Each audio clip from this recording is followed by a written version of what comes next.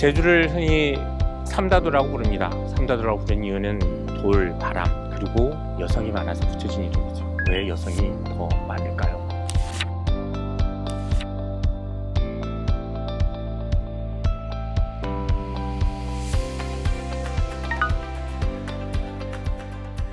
때는 1949년 1월 초토화 작전이 거의 끝나갈 무렵이었습니다. 초토화 작전은 중산간 마을, 그러니까 해안선에서 시작해서 반경 5km 안으로 모든 사람들을 내려오라고 명령했고, 이 명령을 따르지 않은 사람들을 죽였습니다. 2만 명을 학살한 사건, 바로 초토화 작전이었습니다.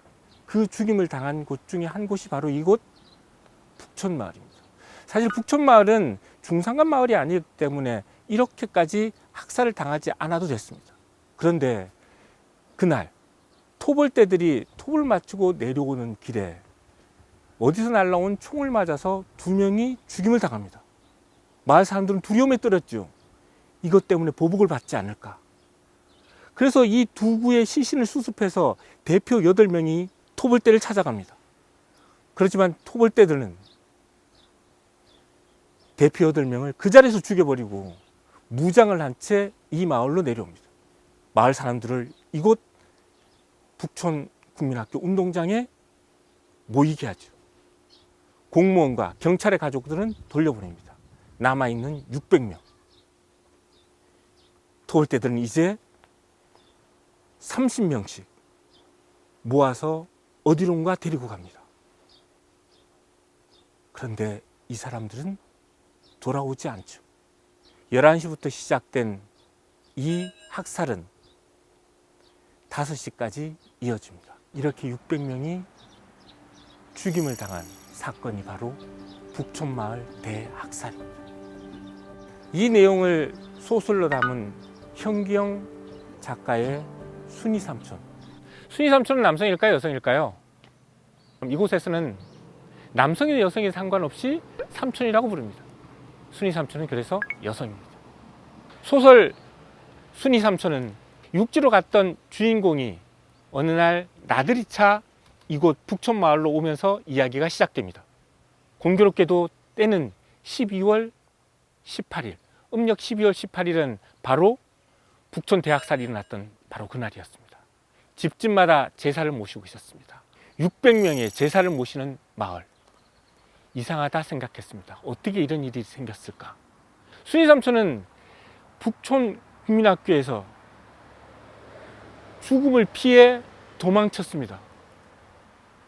뿔뿔이 흩어져 도망치는 사람들 뒤에다 대고 총을 쏘았고, 그래서 많은 사람들이 이곳에서도 등 뒤에 총을 맞고 쓰러졌습니다.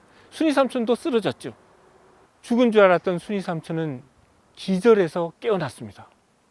깨어나서 보니 피에 범벅이 되어 있었고, 내 등 뒤에, 그리고 주변에 이렇게 문학비처럼 물을 뽑아서 흩어놓은 것처럼 많은 사람들을 피를 흘리며 쓰러져 있었습니다. 당시에 피로 난자했던 그 광경을 그대로 이런 붉은색 흙으로 묘사하고 있습니다. 순이삼촌은 그때부터 살아도 산 목숨이 아니었습니다. 고통에 시달리던 순이삼촌은 몇 년 후 어느 해 겨울 이렇게 자신이 처음 쓰러져 있던 자리에 와서 마지막 숨을 거둡니다. 살아도 자신의 억울한 삶을 어디다 대고 말도 못한 채로 살아야 했던 제주도민들의 삶, 마치 순이삼촌과 닮아 있습니다. 그래서 현경 작가의 순이삼촌은 모든 제주 사람들의 마음을 그대로 담고 있습니다. 순이삼촌 문학배에는 비석에 소설 내용이 그대로 쪼아서 박혀져 있습니다. 그런데 이렇게 백비인 채로 있는 비석도 있습니다. 이 비석에는 우리가 새롭게 우리 미래를 새겨야 할 것 같습니다. 제주 4.3 얼마나 어떻게 죽었는지, 누가 죽였는지, 왜 죽였는지에 대한 그 답을 어쩌면 우리는 이 비석에 새겨야 할지도 모르겠습니다. 순이삼촌 문학비와 이어져 있는 이곳은 아기 무덤입니다. 북촌 대학살 당시 60여 명의 아이들이 죽임을 당했습니다. 그리고 이곳에는 20기의 아기 돌무덤이 있습니다. 제주 사람들은 아이들은 죽으면 하늘나라로 가지 않고 까마귀가 그 영혼을 물어간다고 생각합니다. 그래서 무덤을 돌로 만들었죠. 제주 4.3을 아직도 빨갱이들의 폭동을 제압한 사건이다 라고 믿고 계신 분들에게 이 돌무덤을 꼭 보여주고 싶습니다. 아이들이 빨갱이는 아닐 테니까 말이죠. 사상기념관 입구에는 한 장의 사진이 있습니다. 작가는 강요배 작가입니다. 강요배 작가의 형의 이름은 강거배입니다. 강요배, 강거배.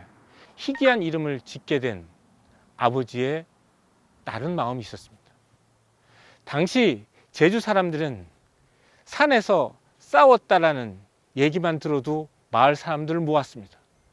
그리고 이름을 부르죠. 김철수, 일어나. 만약 일어난 김철수가 3명이었다면 그 한 사람을 찾지 않고 3명 모두를 처단해 버렸습니다.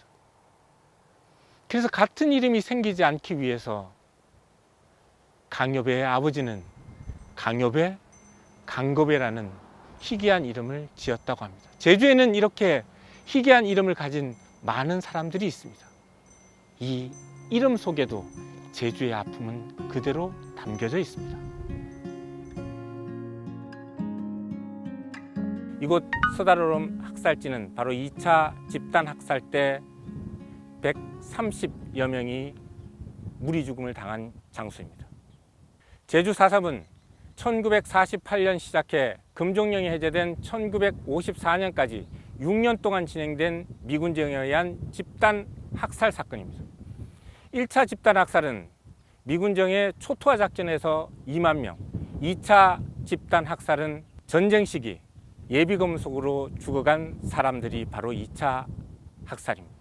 예비검속은 전쟁이 일어나자 누가 적군 편에 될 수 있을까를 미리 예단해서 그들을 처단하는 일이 바로 예비검속이었습니다. 당시 적군 편으로 돌아설 수 있다고 생각한 건 바로 형무소에 있는 또는 산에서 싸우든 항쟁하던 사람들이었습니다. 두 번째는 보도연맹 사건에 연루된 사람들이었습니다.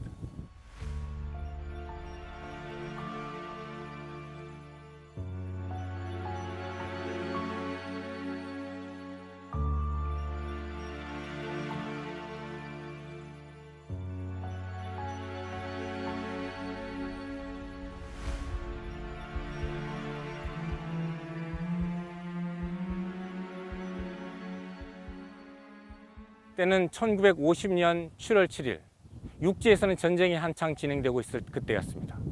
모술포 경찰서에 있던 130여 명의 정치범들, 산에서 항쟁을 하던 사람들과 그 가족들을 이곳으로 끌고 왔습니다. 새벽 2시 트럭을 타고 이곳으로 끌려오던 130여 명의 사람들은 마지막 죽음을 예견한 것 같습니다. 한 사람, 두 사람 신고 있던 신발을 바닥에다가 던지며 이곳까지 끌려왔습니다.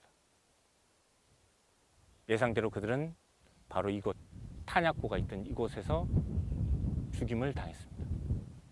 다음날 아침 가족들은 아버지와 아들과 형제, 자매를 찾아 길을 나섰습니다.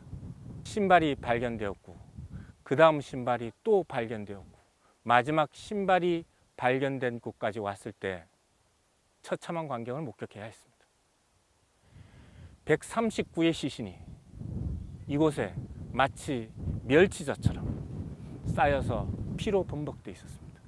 6년의 세월이 흘렀고 56년에야 이 시신들을 수습할 수 있었습니다.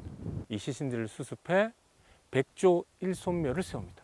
조상은 100명이지만 자손은 한 사람이다. 왜냐하면 누가 어떤 시신이 나의 아버지인지를 몰랐기 때문에 그렇습니다. 이런 참극이 발생하게 된 바로 4.3 사건을 우리는 잊지 말아야겠습니다. 누가 나와 생각이 다르다는 이유로 입을 틀어막고 감옥에 보내고 죽여도 된다는 권리를 부여했습니까? 아직도 우리 사회에는 종북이니 빨갱이니 하는 말들이 사라지지 않고 있습니다. 이곳 서다로름 학살터는 우리 사회에 이른 슬픈 비참한 현실을 말없이 웅변하고 있습니다. 이곳은 문영순 서장의 흉상이 있는 제주경찰청입니다. 문영순 서장은 만주에서 독립운동을 하다 광복 이후 경찰에 투신하십니다. 그리고 모슬포와 성산포에서 서장직을 역임하십니다. 문영 서장은 2018년 경찰 영웅으로 선정됩니다.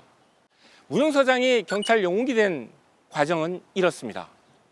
1950년 전쟁이 시작되고 육지에서는 전쟁이 한창 진행되고 있었고 이곳 제주에는 계엄령이 선포됐습니다. 계엄령이 선포되자 예비검속이 단행됩니다. 250명 이상의 예비검속자 학살을 명령받은 문영순 서장은 이 명령을 거부합니다. 죄 없이 사람을 죽일 수 없다. 정치범은 없다라는 게 문영순 서장의 생각이었습니다. 명령서에 이렇게 기록합니다. 부당함으로 불이행인. 문영순 서장의 이런 용기는 단순한 용기가 아닙니다. 계엄 상태에서 군의 명령을 거부한다는 것은 곧 죽음을 의미합니다. 죽음을 각오한 의로운 일을 한 문영순 서장.